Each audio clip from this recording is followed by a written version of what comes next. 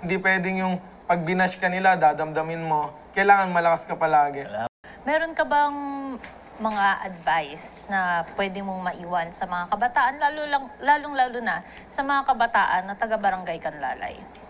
Siyempre, ang may iwan ko lang po na na mag-aral lang kayo mabuti. At kung gusto nyong pumasok sa field ng politics, lakasan nyo lang yung loob nyo. Bawal lang ang onion skin dito.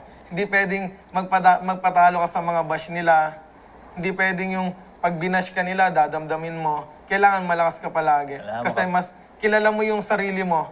Hindi nila alam yung totoong ginagawa mo sa ginagawa ng mo, sarili mo sa'yo. Sinasabi niyo yung about sa bashing. Medyo pumasok lang sa isip ko, Kap, at SK Mai.